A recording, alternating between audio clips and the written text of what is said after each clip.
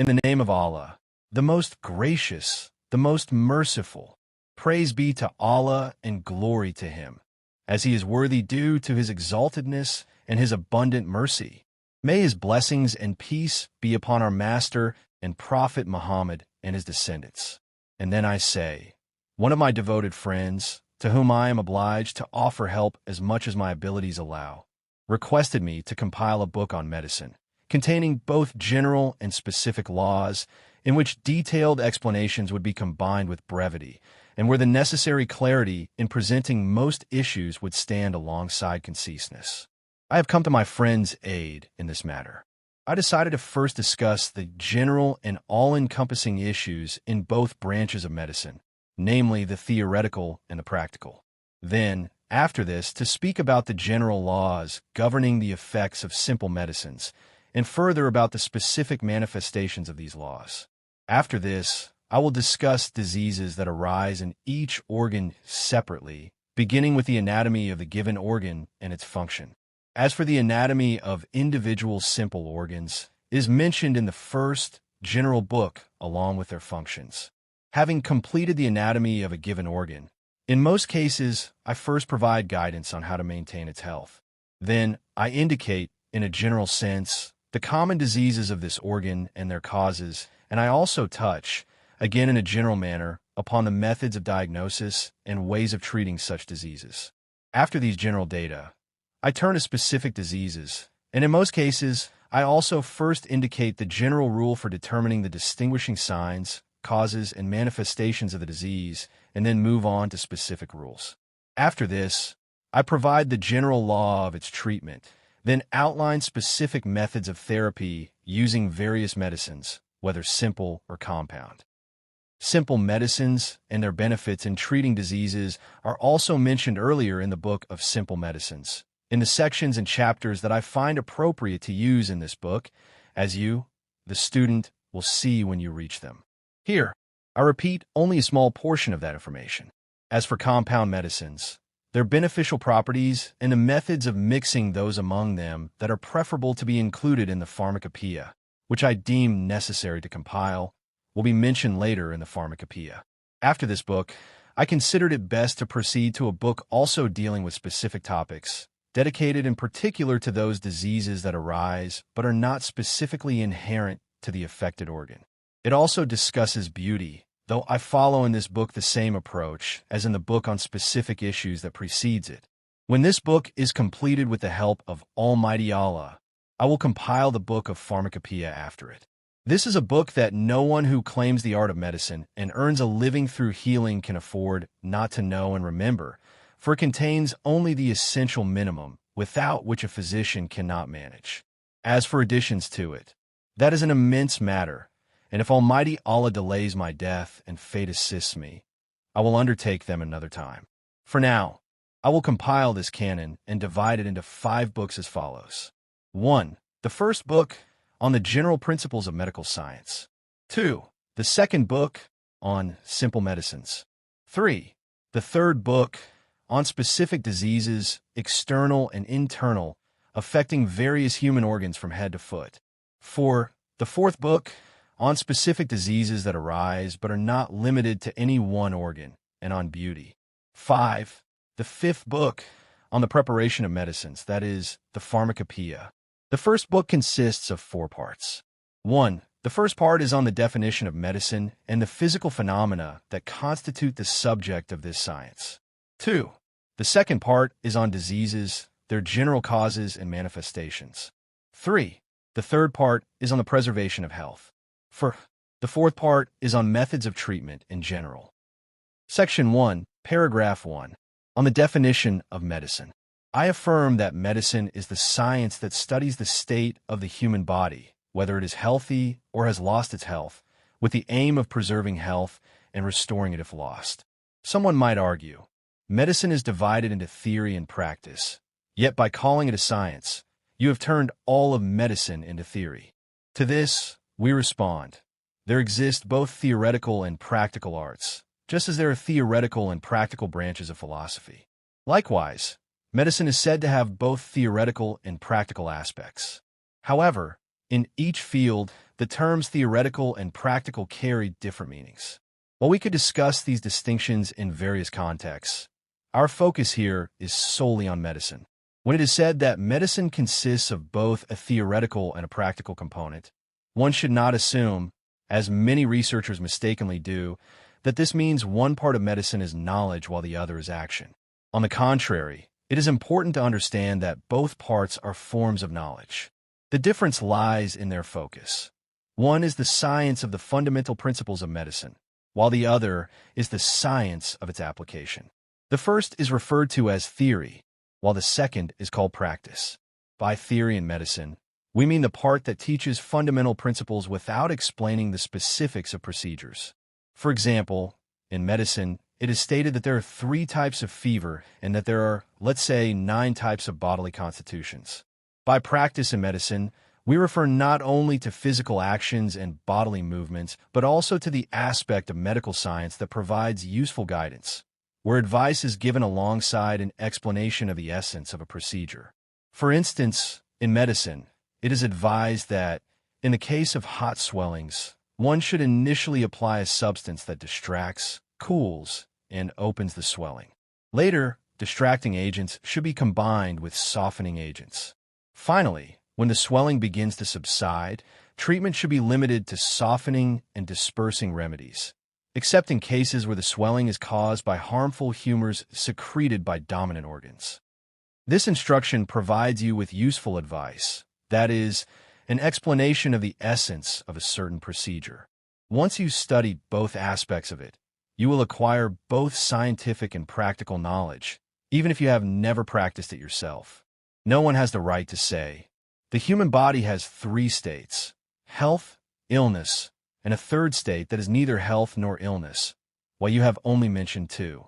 If someone claims this and reflects on it carefully, they may ultimately reject such a division into 3 or any criticism for omitting it.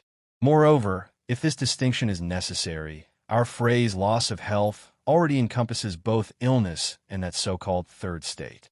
The term health does not apply to it, as health is the capacity or condition in which the functions of an organ, intended for their execution, operate flawlessly. However, it also does not fit the opposite definition, unless one chooses to define health in an arbitrary way by imposing unnecessary conditions. Such matters are not up for debate with physicians, nor are physicians the kind of people with whom one argues over such issues.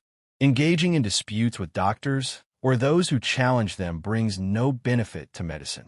As for the pursuit of truth in this matter, it belongs to the foundations of another science, namely, the principles of logic. There, one should seek the truth. Paragraph 2. On the tasks of medicine. Medicine studies the human body in relation to its health and the loss of it. The knowledge of any subject, if it arises and is perfected, is achieved through understanding its causes, if they exist.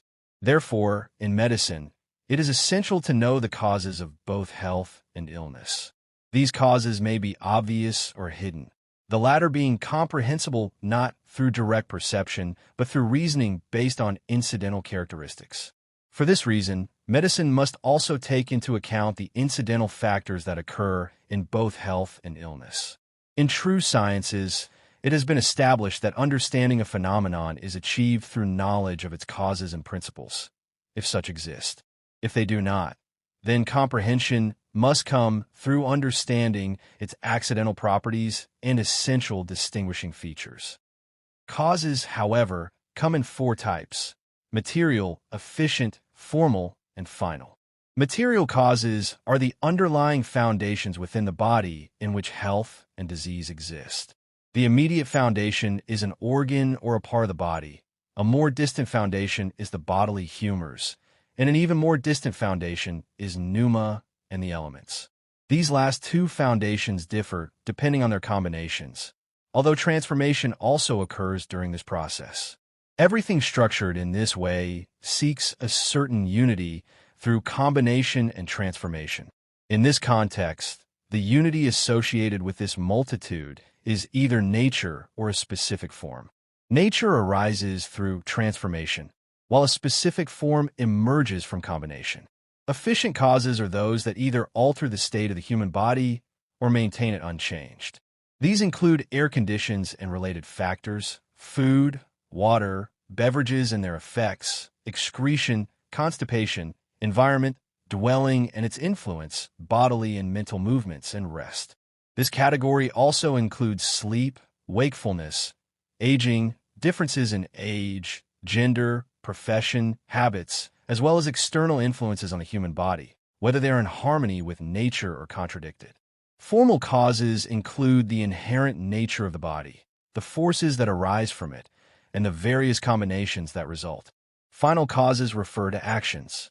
Understanding actions inevitably involves understanding the forces at play, as well as the concept of pneuma, which carries these forces, something we will explain further. This is the essence of medical science, as it studies the human body in both its healthy and disease states. However, from the perspective of its ultimate goal, preserving health and curing disease, medicine must also consider other aspects. These include the tools and methods applied in both health and illness.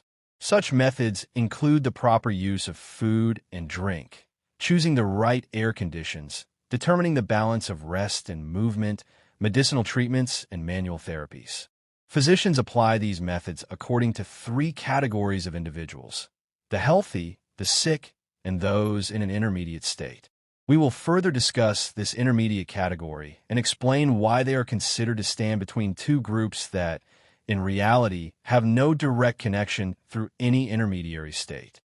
And now, having provided these explanations separately, we can conclude that medicine as a discipline examines elements, natures, bodily humors, simple and complex organs, pneuma with its natural, vital, and psychic forces, bodily actions and states such as health, disease, and the intermediate condition, as well as the causes of these states. These causes include food, drinks, air, water, climate, dwelling, excretion, constipation, profession, habits, bodily and mental activity and rest, age, sex, unusual events affecting the body, a rational diet, the selection of appropriate air, the balance of movement and rest, medicinal treatments, and manual therapies aimed at preserving health and treating each disease individually. Some of these aspects should be understood by a physician purely in essence, through scientific reasoning and by accepting their existence as established facts recognized by experts in natural sciences. Others, however, must be proven within the medical discipline itself. When discussing those principles that function as axioms, the physician should affirm their existence without question, as the foundations of specialized sciences are indisputable and are demonstrated within the broader fields that precede them. This progression continues until all scientific foundations ascend to the first wisdom, which is known as metaphysics. If someone claiming to be a physician begins arguing about the existence of elements, natures, and their subsequent principles as studied in natural philosophy, they make a mistake, introducing into medicine something that does not belong to it. They are also mistaken in believing they have provided an explanation when, in reality, they have explained nothing. The concepts a physician should understand in essence, asserting their existence without direct evidence, as their reality is not self-evident, can be summarized as follows: that elements exist, their number, and their nature. That natures exist, their number, and their characteristics. That bodily humors exist, their properties, and their quantity. That pneuma exists, its types, and where it is located in the body. That every change or constancy has a cause, and that causes are finite in number. On the other hand, organs and their functions should be studied through external observation and anatomy. As for the aspect a physician must both understand and prove, these include diseases, their specific causes, their symptoms, and the ways to cure illnesses and maintain health. The physician is responsible for proving the existence of those conditions that are hidden, detailing their magnitude and periodicity. When Galen sought to establish the logical foundations of medicine, he preferred to approach it not merely as a physician, but as a philosopher engaging in natural science. Likewise, a jurist attempting to justify adherence to the consensus of authorities might do so not merely as a jurist, but as a theologian. However, if a physician, as a physician, and a jurist, as a jurist, are incapable of providing decisive proof for their principles, then they fall into a vicious circle of reasoning. Section 2. On the elements. Elements are simple bodies, the fundamental particles of the human body and all other things, incapable of being divided into different forms. In other words, they're the smallest, indivisible components of complex bodies. Through the combination of these elements, various forms of existing things emerge. A physician must accept on faith the assertion of natural philosophers that there are only 4 elements, no more. 2 of them are light, and 2 are heavy. The light elements are fire and air, while the heavy ones are water and earth. Earth is a simple body whose natural place is the center of all things. By nature, it remains at rest in this place and moves toward it if displaced. This property is known as the absolute heaviness of earth. Earth is cold and dry in its essence. In its pure state, unaffected by external influences, it exhibits noticeable coldness and dryness. The presence of earth in physical bodies provides solidity, structure, and the ability to maintain distinct shapes and forms.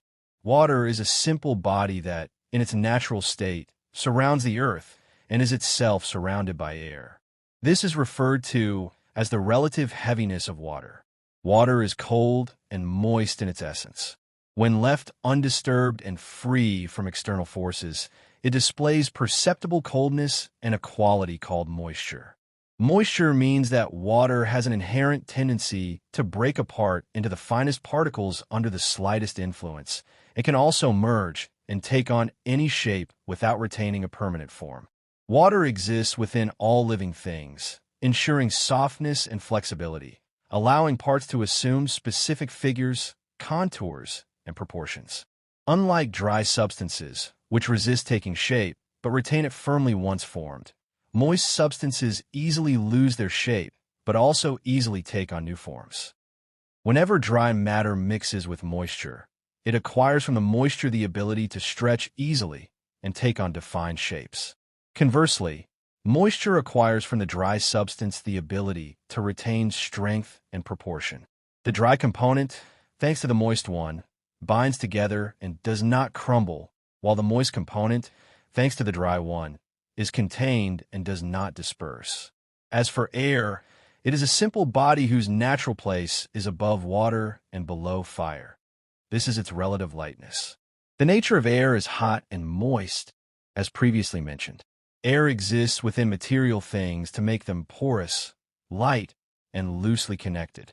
Fire is a simple body whose natural place is above all other elements. Its proper location is the concave surface of the celestial sphere, where generation and destruction reach their limit. This is its absolute lightness. The nature of fire is hot and dry. Fire exists within material things to ripen, refine, and blend them.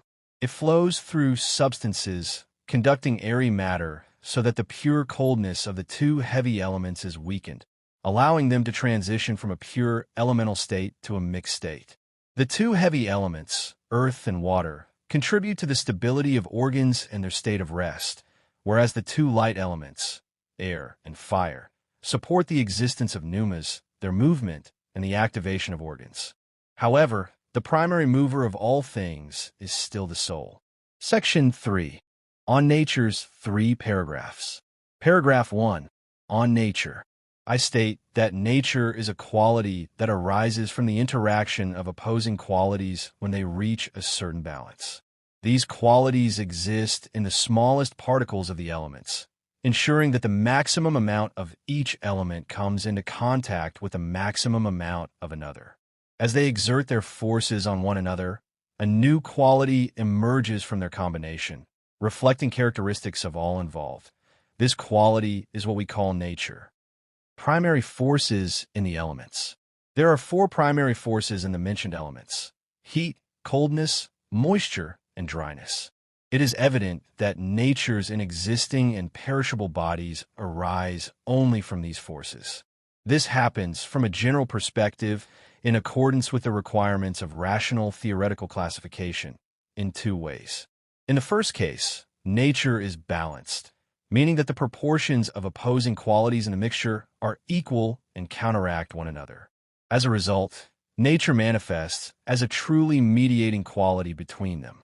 In the second case, nature does not form an absolute equilibrium between opposing qualities. Instead, it leans more toward one side, either in relation to one pair of opposites, heat versus cold or moisture versus dryness, or in relation to both pairs.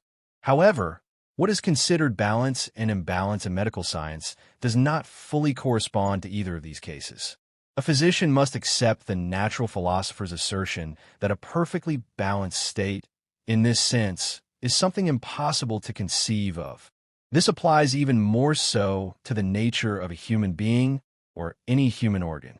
A physician must also understand that the term mutadil, balanced, used in medical studies, does not derive from tadal, equal distribution of weight, but from ADL, just proportion in distribution.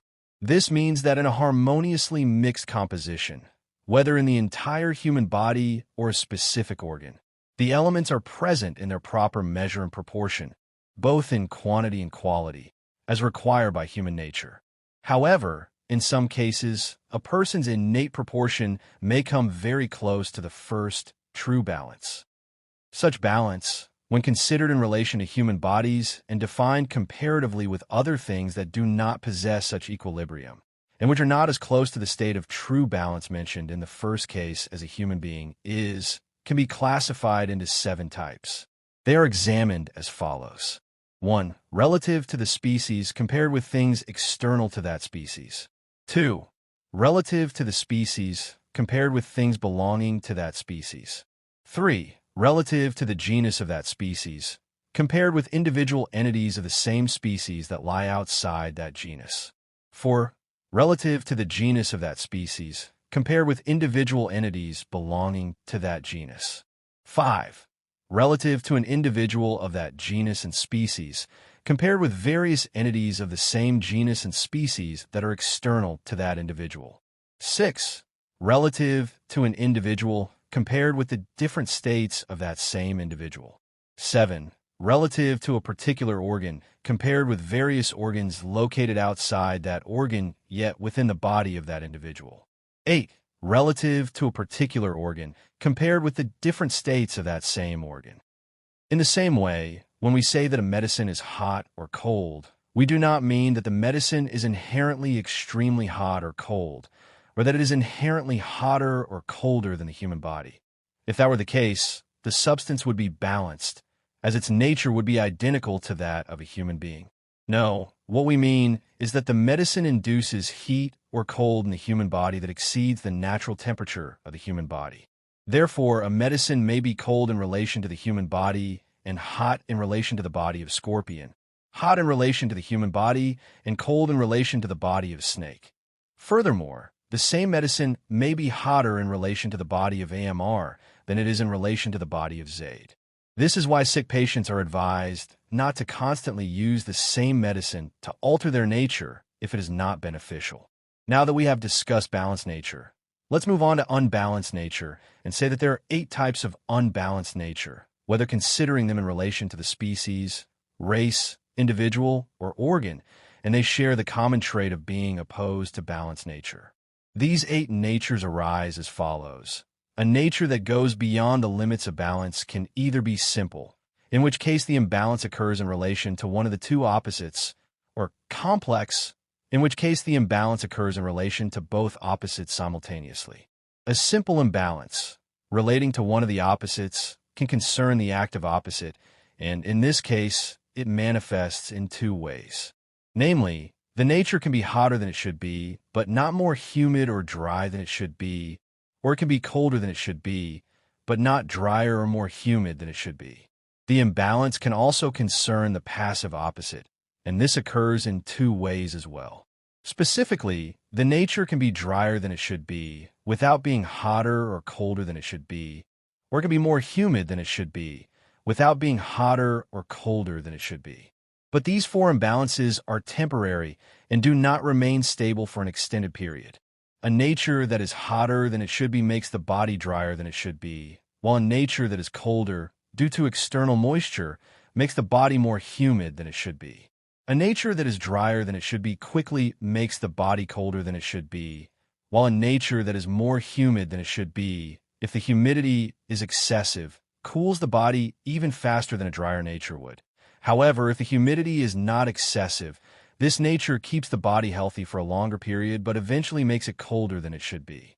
From this, you can understand that balance and health are more closely related to heat than to cold. These are the 4 simple imbalanced natures. As for the complex imbalances, where disturbances in balance affect both opposites simultaneously, the nature can be, for example, both hotter and more humid than it should be, or hotter and drier than it should be, or colder and more humid than it should be, or colder and drier than it should be. However, it is impossible for nature to be simultaneously hotter and colder than it should be, or more humid and drier than it should be. Each of these 8 natures must occur in one of 2 ways. 1. Without matter, i.e., the presence of bad humors. This means that such a nature arises in the body as a singular quality, not because the body has acquired this quality due to the infiltration of a fluid that imparts it and causes corresponding changes. An example of this is the warmth of things crushed into powder, or the coldness of water that has been cooled by snow. 2. With matter, i.e., with bad humors. This means that the body acquires the quality of such a nature due to the presence of a liquid that has entered the body, in which the given quality predominates. An example is the cooling of the human body due to viscous mucus, or the heating of the body due to bile, which has the color of leek. In the 3rd and 4th books, you will find examples of each of these 17 natures. Be aware that a nature with matter can take 2 forms. Sometimes the organ is immersed in the matter, i.e., bad humor, and soaked in it. Sometimes the matter is confined within the organ's ducts and internal parts. Sometimes the enclosed and infiltrated matter causes swelling, and sometimes it does not. This concludes the explanation of nature. As for what the physician cannot fully understand, let them accept as established by the consensus of naturalists.